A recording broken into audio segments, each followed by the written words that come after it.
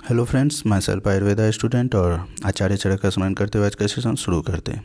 आज हम लोग विमान स्थान के 4th चैप्टर अर्थात त्रिविध रोग विशेष विज्ञानम विमान अध्याय का बारे में पढ़ने जा रहे हैं। ठीक है, जैसा कि विमान स्थान से क्लियर है कि इसमें हम किसी न किसी का विशेष मान के बारे में पढ़ेंगे, स्पेसिफिक नॉलेज लेंगे। जैसे कि फर्स्ट चैप्टर रस विमान में हमने विमान जो विशेष मान था रस का था। सेकेंड चैप्टर में जो त्रिविध कुक्षी विमान में जो विशेष मान कुक्षी के रिलेटेड था, ऐसे इस चैप्टर में जो विशेष मान विशेष नॉलेज स्पेसिफिक मेजरमेंट जो होगा वो रोग के बारे में होगा, डिजीज के बारे में होगा।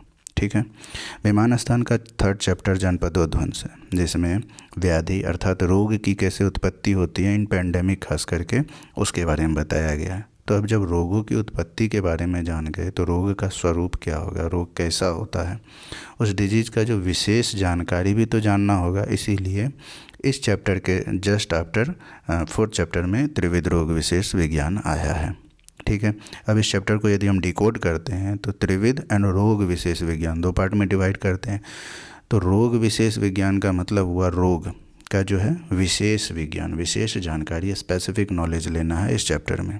तो ये जो है स्पेसिफिक नॉलेज कैसे लेंगे, इसके लिए कुछ ना कुछ टूल्स चाहिए। तो वो टूल्स है 3 टूल्स है, 3 प्रकार से ले सकते हैं, 3 प्रमाण के जरिए ले सकते हैं। इसीलिए ये वर्ड आया त्रिविध। त्रि मीन्स 3, विध मीन्स विधि, प्रमाण, मेजरमेंट जो भी ले। तो वो 3 प्रमाण कौन है? आप्तोपदेश, प्रत्यक्ष एंड अनुमान, जिसके ऊपर पूरा का पूरा चैप्टर होगा। लेकिन क्वेश्चन यहाँ ये आता है कि जब रोगों का विशेष जानकारी ही लेना है तो वो तो हम निदान पंचक के जरिए भी ले सकते हैं, निदान पूर्व रूप, रूप उपसय एंड संप्राप्ति, इनके जरिए भी ले सकते हैं। तो फिर ये 3 प्रमाण क्यों आया?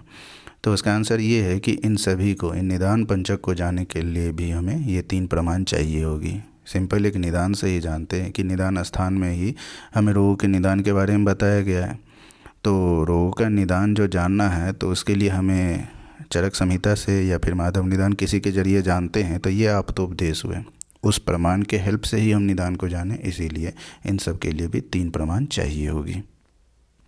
तो हम लोग एक बार ये देख लेते हैं कि इस चैप्टर में हम लोग पढ़ने क्या क्या वाले हैं। तो इस चैप्टर में हम लोग सबसे पहले ये जो 3 मेथड, 3 प्रमाण था उसके बारे में जानेंगे, आप्तोपदेश, प्रत्यक्ष, अनुमान।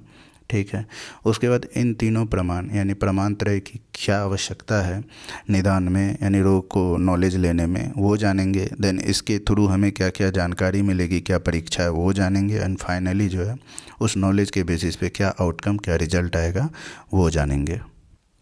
तो एक चीज़ तो क्लियर हो गया कि जो रोग होते हैं उनको जानने का 3 कारण जो है आप्तोपदेश, प्रत्यक्ष एंड अनुमान है।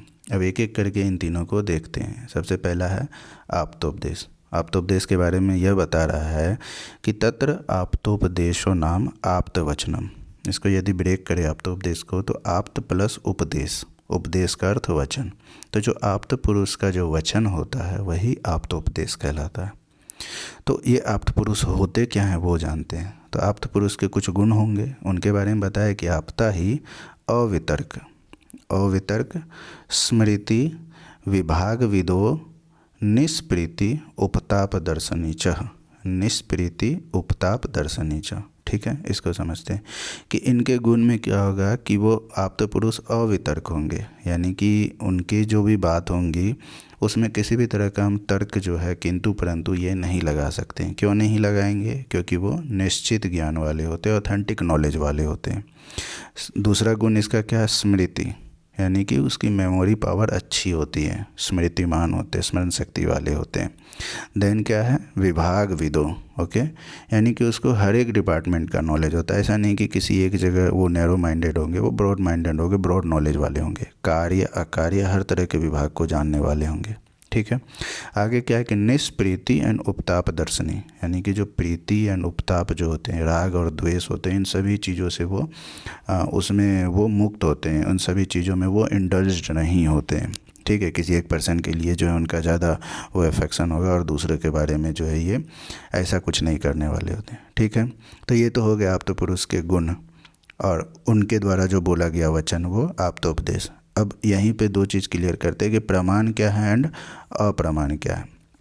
तो तेषाम एवं गुण योग आदि वचनम, यानी कि ये जो गुणों का जो कॉम्बिनेशन है, इन गुणों से जो युक्त व्यक्ति हैं तो उनके द्वारा जो भी वचन बोला गया, जो भी बोला जाएगा वो प्रमाण हो जाएगा। ठीक है, तो प्रमाण ये है। तो अप्रमाण क्या होगा? तो अप्रमाणम पुनः मत उन्मत्त मूर्ख रक्त दुष्ट अदुष्ट वचनमिति, यानी कि वैसा पर्सन जो मत यानी कि नशा से युक्त हो, किसी भी तरह का नशा, ड्रग्स, अल्कोहल कुछ भी लिया हो, या उन्मत्त यानी मेंटली विक्षिप्त हो, या फिर मूर्ख हो, ज्ञान से जो है कमी हो। ठीक है, रक्त मेनली पर्सन के लिए लिया गया। तो उनके द्वारा जो बोला गया वचन है वो चाहे दुष्ट हो या अदुष्ट हो, देखते ना, साउंड्स गुड और बैड हमारे लिए, तो वो सारा वचन अप्रमाण कहलाएगा। ठीक है, नेक्स्ट प्रमाण प्रत्यक्ष है। प्रत्यक्ष के बारे में बताया गया, स्वयं इंद्रिय मनसा च उपलभ्यते, यानी कि जो इंद्रिय एंड मन, उनको जो है स्वयं जो है अपना सेल्फ हम लोग जो है इंद्रिय और मन के द्वारा जिसे जानेंगे वह प्रत्यक्ष है। प्रत्यक्ष के बारे में ये भी जानते हैं कि आत्मा, इंद्रिय एंड मन का जो उसके विषय, उसके अर्थ के साथ जो सन्निकर्ष होता है वो प्रत्यक्ष होता है। जैसे कि इंद्रिय के साथ पहले होता है सन्निकर्ष, जैसे कि इंद्रिय हो गया, एग्जाम्पल में चक्षु इंद्रिय, आँख हो गया, और आँख का विषय क्या है? रूप। ठीक है, तो रूप के साथ जो हमारा आँख का सन्निकर्ष होगा, उसके बाद फिर वो मन और आत्मा को मिलेगा, तो ये प्रत्यक्ष होगा। ठीक है, नेक्स्ट जो है अनुमान। तो अनुमान क्या है?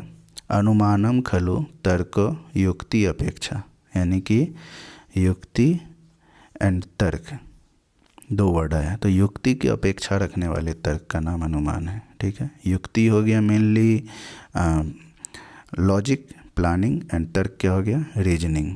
ठीक है, तर्क रीजनिंग या लॉजिक तर्क में होता है मेनली, युक्ति हो गया प्लानिंग। तो इसको जो है ना सिंपल एक एग्जांपल से समझते हैं कि कोई पर्सन है जिसको इंडाइजेशन, अजीर्ण वाला कंडीशन हो गया, खाना नहीं पच रहा है। ठीक है, तो उसमें हम लॉजिक लगाएंगे, उसका रीजनिंग लेंगे, क्यों नहीं पच रहा है, काफ़ी दिन से नहीं डाइजेस्ट हो रहा है, तो अनुमान लगाएंगे कि हो सकता है इस पर्सन को अग्निमांद्य वाला कंडीशन है। ठीक है, तो इनमें इन दोनों की ज़रूरत होगी, युक्ति एंड तर्क की। अब ये देखते हैं कि निदान यानी कि रोगों को जानने में जो है ये प्रमाणत्रय की क्या आवश्यकता होती है। प्रमाणत्रय मेनली आप्तोपदेश, प्रत्यक्ष, अनुमान, ये 3 प्रमाण हो गए। ठीक है, तो इसको सबसे सिंपल लैंग्वेज में यह जानते हैं कि किसी भी रोगों का जो परीक्षा करते हैं डायग्नोसिस के टाइम में, यदि इन तीनों प्रमाण का हेल्प लेकर के किया जाए तो इन फ्यूचर क्या होगा कि हम उसका जो है प्रॉपर डायग्नोसिस होने की वजह से इसका ट्रीटमेंट भी बहुत अच्छा होगा। जबकि कोई भी डिजीज़ को जानने के लिए हमें तीनों प्रमाण की आवश्यकता होती है, लेकिन किसी एक का, कोई एक अवयव का हम यूज कर रहे हैं तो उतना बेटर रिजल्ट नहीं आता है। उसी को यहाँ श्लोका फॉर्म में दिया है। देखिए, त्रिविधेन ज्ञान समुदाय, ये ज्ञान का जो समुदाय है 3 तरीका का, आप्तोपदेश, प्रत्यक्ष, अनुमान, उसके बारे में कह रहा है कि पूर्व परीक्षम रोगम, यानी कि रोग का जो परीक्षा करने से पहले इन तीनों का यूज करना चाहिए। क्यों करना चाहिए? इससे ये होगा कि सर्वथा उत्तरकाल, यानी कि हमेशा उत्तरकाल, इन फ्यूचर क्या होगा कि अध्यवसान अदोषम भवति, यानी कि जो चिकित्सा क्या होती? अदोष, यानी कि असफलता नहीं होती उस चिकित्सा, यानी कि प्रॉपर ट्रीटमेंट होता है यदि तीनों का यूज किया जाए। जबकि ना ही ज्ञान अवयवेन, यानी कि ज्ञान का जो अवयव है कोई एक का हम यूज ले रहे हैं, जैसे कि सिर्फ आप्तोपदेश का यूज कर रहे हैं, जबकि वहाँ पे क्या करना था? कृतस्ने ज्ञेये ज्ञान उत्पद्यते, यानी कि वहाँ पे हमें तीनों का यूज करना था, तीनों आप्तोपदेश, प्रत्यक्ष, अनुमान का, लेकिन किसी एक का हेल्प से हम डायग्नोसिस कर रहे हैं तो फिर उतना बेटर रिजल्ट नहीं आएगा। अब एक बार प्रमाण को जो है एक बार कंपाइल कर लेते हैं। तो आचार्य चरक के अकॉर्डिंग जो है आचार्य चरक ने अलग अलग जगह अलग प्रमाण माने हैं। जैसे कि प्रमाण की संख्या सूत्र स्थान में इन्होंने 4 माना है। आप्तोपदेश, प्रत्यक्ष, अनुमान, ये 3 हैं ही, उसके अलावा एक और मान लिए युक्ति। फिर आचार्य चरक ने ही प्रमाण की संख्या 4 मानी है विमान स्थान के 8 चैप्टर में। उसमें इन तीनों प्रमाण आप्तोपदेश, प्रत्यक्ष, अनुमान के अलावा एक और माने हैं, वो है उपमान। जबकि इस चैप्टर यानी 4th चैप्टर में प्रमाण की संख्या 3 माने विमान स्थान के इस 4th चैप्टर में, और वो 3 तो हम लोग देख चुके हैं, आप्तोपदेश, प्रत्यक्ष, अनुमान। लेकिन इन्होंने क्या किया है कि इसी तीनों प्रमाण में जो बचे हुए और भी प्रमाण जो अदर आचार्य या फिर दर्शन शास्त्र वालों ने दिया उनका समावेश कर दिया है। जैसे कि आप्तोपदेश के अंदर में ऐतिह्य को, प्रत्यक्ष में अनुपलब्धि को, अनुमान में युक्ति, उपमान, अर्थापत्ति एंड संभव, इन सभी का समावेश कर लिया गया। अब जो प्रायोरिटी की बात की जाए तीनों प्रमाण में, तो सबसे ज़्यादा प्रायोरिटी सबसे पहले आप्तोपदेश को दिया गया है। क्यों दिया गया है? कहा जा रहा है कि यदि इसका नॉलेज नहीं है तो हमें प्रत्यक्ष और अनुमान का भी ज्ञान होगा तो वो उतना प्रॉपर नहीं होगा। एक एग्जाम्पल से समझते हैं कि किसी पर्सन को जो है ज्वर हो गया, ठीक है, तो ज्वर का संताप यानी टेम्परेचर, बॉडी टेम्परेचर बढ़ने वाले लक्षण से तो समझ जाएगा कि पर्सन ज्वर है, यानी प्रत्यक्ष के बेसिस पे स्पर्श इंद्रिय से उसको टच करके पता कर लेगा कि हाँ भाई ज्वर है। लेकिन ये ज्वर वातिक है, पित्तिक है या कफज है, इनको जानने के लिए तो हमें आप्तोपदेश यानी कि चरक संहिता हमारे लिए जो आप्तोपदेश हुआ वो तो जानना होगा, इसीलिए प्रायोरिटी आप्तोपदेश का है। ठीक है, नेक्स्ट क्वेश्चन ये है कि जो प्रमाण है वो 2 हैं या फिर 3 हैं। तो सिंपल आंसर है, प्रमाण तो 3 ही हैं, आप्तोपदेश, प्रत्यक्ष, अनुमान, लेकिन 2 उनके लिए हैं जो ज्ञान संपन्न वैद्य हैं, यानी कि जिनके पास आप्तोपदेश का ऑलरेडी नॉलेज है। तो एक प्रमाण तो उनके अंदर ऑलरेडी है, तो उनको बस 2 ही चाहिए, प्रत्यक्ष, अनुमान की आवश्यकता है। अब हम लोग ये देखते हैं कि आप्तोपदेश के जरिए जो रोगों को हम क्या जानेंगे, रोगों का क्या नॉलेज मिलेगा, उससे कैसे परीक्षा करेंगे। तो बता रहा है एक एक रोगम, जो एक एक डिजीज़ है, जैसे कि कुष्ठ हो गया, ज्वर हो गया, हर एक डिजीज़ का जो है कैसे प्रकोप होता है, ठीक है, उसकी क्या योनि, उसकी क्या प्रकृति है, वातिक, पित्तक, कफज क्या है, उसका जो उत्थान, उसका जो कारण है, वातवर्धक आहार विहार है या पित्तवर्धक है वो, उसका जो आत्मान, उसका क्या स्वरूप है, ठीक है, उसका क्या अधिष्ठान है, पक्वाशय, अमाशय, ये सब क्या है, उसका क्या वेदना, उसमें कितना पेन होता है, उसका संस्थान अर्थात जो उसका शेप वगैरह है वो कैसा होता है, फिर वो जो है रोग में जो है उसमें शब्द कैसा होता है, जैसे कि हार्ट वाले प्रॉब्लम में जो साउंड आता है चेंज हो करके, देन स्पर्श यानी कि जैसे फीवर वगैरह हुआ तो बॉडी टेम्परेचर वो कैसा होता है, उसमें रूप उसका कैसा होता है, उसका स्मेल, रस कैसा, सॉरी टेस्ट कैसा होता है, उसमें जो गंध है, स्मेल कैसा होता है, वो सब, साथ साथ जो उस रोग के वजह से जो कोई अलग डिजीज उपद्रव क्या होगा, इन सभी चीज़ों को जो है आप्तोपदेश से जानते हैं। इसके अलावा जो है वो जो रोग हैं उनकी वृद्धि हो रही है या फिर वो अपने स्थान में है या फिर वो क्षय हो जा रहा है, इन सभी चीज़ों को आप्तोपदेश से जानेंगे। इसके अलावा जो उधर यानी कि उसका फ्यूचर क्या है, इजीली ट्रीटेबल है या फिर नॉट ट्रीटेबल है, वो भी जानेंगे। देन उस रोग का क्या नाम है, उस रोग का अदर भी कॉम्बिनेशन है, हर एक चीज़ जो है आप्तोपदेश के जरिए जानेंगे। इसके अलावा जो है प्रवृत्ति अथवा निवृत्ति, क्या ये रोग फाइनली ट्रीटेबल होगा, साध्य है या असाध्य है या जो भी चीज़ है, हर एक चीज़ जो है आप्तोपदेश के जरिए जानते हैं। नेक्स्ट जो है प्रत्यक्ष प्रमाण के द्वारा कैसे परीक्षा करते हैं। ठीक है, हमारा अल्टीमेट एम जो इस चैप्टर में रोगों के विशेष जानकारी लेना और इन 3 प्रमाण के जरिए जान रहे हैं आप, तो उपदेश के द्वारा तो जान गए क्या क्या नॉलेज मिलेगा रोग से रिलेटेड। अब प्रत्यक्ष के बारे में देखते हैं। तो इसमें बता रहा है कि एक एक्सेप्शन है रस ज्ञान, यानी कि जो रासनेन्द्रिय है ना, उनको छोड़कर बाद बाकी जितने भी 5 ज्ञानेंद्रिय में 4 ज्ञानेंद्रिय हैं, उन सभी की परीक्षा जो है प्रत्यक्ष के द्वारा करते हैं। एग्जाम्पल में जो है ये देखते हैं, जैसे स्रोत इंद्रिय, स्रोत इंद्रिय का जो अधिष्ठान मेनली हमारा कान हो गया, ईयर, तो उसका जो विषय कौन सा है, शब्द, यानी कि किसी भी तरह का जो साउंड होगा, साउंड में किसी भी तरह का जो विकृति होगा, प्रकृति, पहले तो प्रकृति जानना होगा और उसके बाद जो उसमें किसी भी तरह का विकृति होगा, इसके द्वारा परीक्षा करेंगे स्रोत इंद्रिय के द्वारा। कुछ एग्जाम्पल है, जैसे कि अंतर्कूजनम, अंतर्कूजन हो गया कि जो आंत है ना वो बोलता है, जैसे कि गुड़गुड़ जैसी आवाज़ नहीं होती है एब्डोमेन वाले रीजन में, मेनली इंटेस्टाइन में ही होता है वो हो गया। या फिर संधि स्फुटन या अंगुली परवानाम, अंगुली परवानाम हो गया फिंगर जॉइंट्स या फिर किसी भी जॉइंट में जो स्फुटन होता है, क्रैकिंग साउंड होता है या फिर किसी भी तरह का साउंड प्रोड्यूस हो रहा है हमारे बॉडी में, तो उन सभी का परीक्षा जो है स्रोत इंद्रिय के द्वारा प्रत्यक्ष रूप से करेंगे। नेक्स्ट इंद्रिय जो है चक्षु इंद्रिय, इनके द्वारा कैसे प्रत्यक्ष परीक्षा करेंगे। तो चक्षु इंद्रिय का विषय क्या है, रूप, यानी कि हम देख कर करेंगे। तो देख कर कैसे करेंगे कि कोई भी पेशेंट है उसका जो वर्ण है, कलर कॉम्प्लेक्शन है या फिर ऑर्गन का शेप है या इन सभी का जो मेजरमेंट है या फिर छाया, पंचभौतिक छाया वगैरह होता है, इन सभी का जो है प्रकृति जानने के बाद जो है इसमें किसी तरह का विकृति हो गया या फिर वो प्राकृत अवस्था में ही है, तो ये सारा जो प्रत्यक्ष परीक्षा करेंगे चक्षु इंद्रिय के द्वारा वो ऐसे करेंगे उन सभी के जरिए। नेक्स्ट जो है घ्राण इंद्रिय, घ्राण इंद्रिय जो हुआ मेनली इसका अधिष्ठान नोज हुआ और इसका जो विषय हो गया सूंघना, स्मेल। ठीक है, तो किसी भी तरह का जो विकृति हो गया स्मेल में, उसका परीक्षा इसके द्वारा करेंगे, स्वाभाविक है या फिर विकृत रूप में। जैसे कि 2 एग्जांपल ले लेते हैं, जैसे किसी का दांत में जो कैविटी हो गया, ठीक है, तो उससे बैड स्मेल आएगा।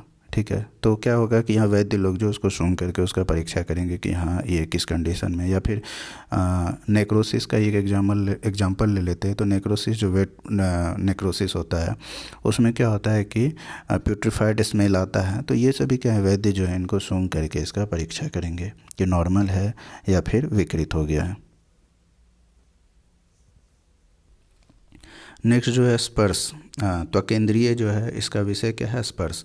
तो उस इंद्रिय के द्वारा जो है स्पर्श का परीक्षा करेंगे। इसको भी जो है अपने हाथ से टच करके ही वैद्य लोग परीक्षा करते हैं। 2 एग्जाम्पल इसमें भी लेते हैं। जैसे किसी को फीवर, ज्वर हो गया है, तो ज्वर में जो बॉडी टेम्परेचर ज़्यादा या कम ये तो पता चल ही जाएगा। तो शीतलता है या उष्णता है उसका परीक्षा कर लेंगे। या फिर स्किन के ऊपर में जो किसी भी तरह का जो ट्यूमर वगैरह आ गया है, ठीक है, मेनली जो बेनाइन ट्यूमर ही होता है, मैलिग्नेंट तो बाहर से नहीं पता चलता है, कुछ ओरल रीजन में तो पता चल ही जाएगा, ठीक है।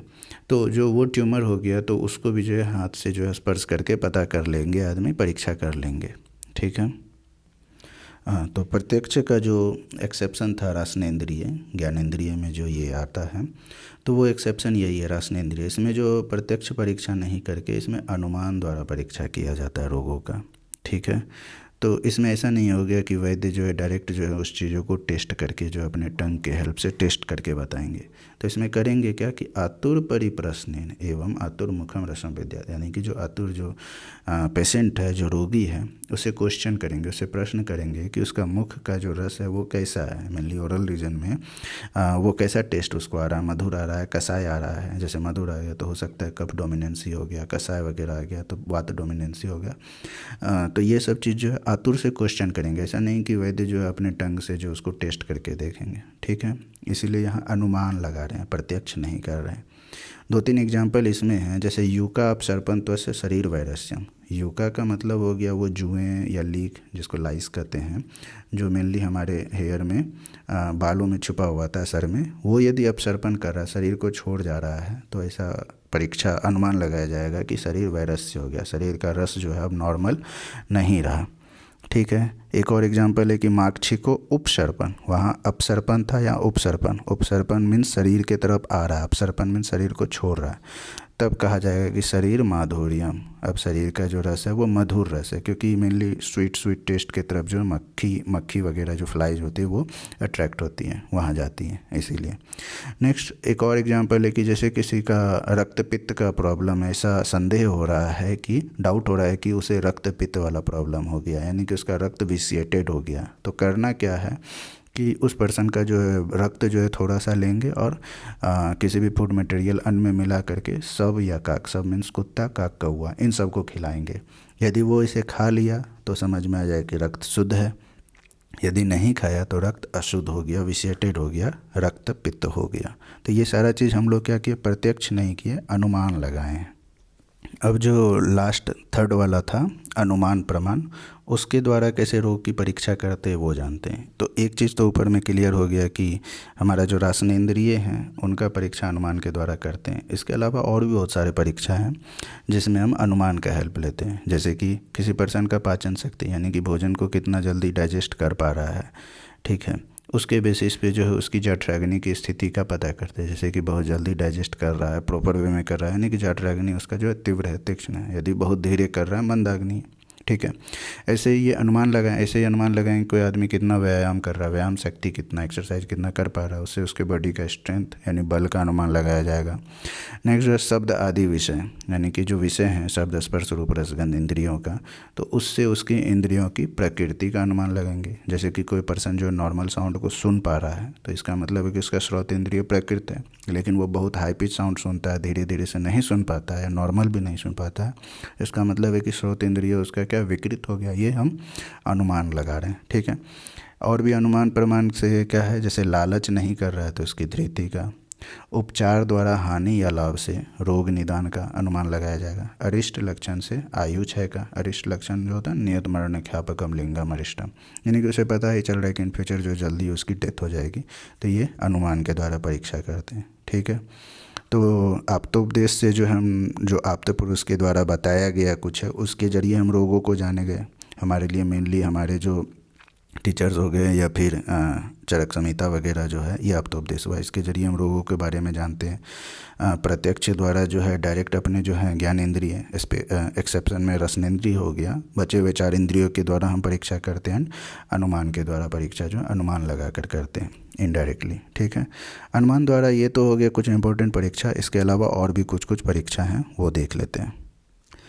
जैसे कि मन के विषय होते हैं ना, चिंत्य, विचार, ओहियम, ध्येयम, इन सब को यदि वो पर्सन ठीक ठीक ग्रहण कर रहा है तो उसके मन की स्थिति का अनुमान लगाएंगे।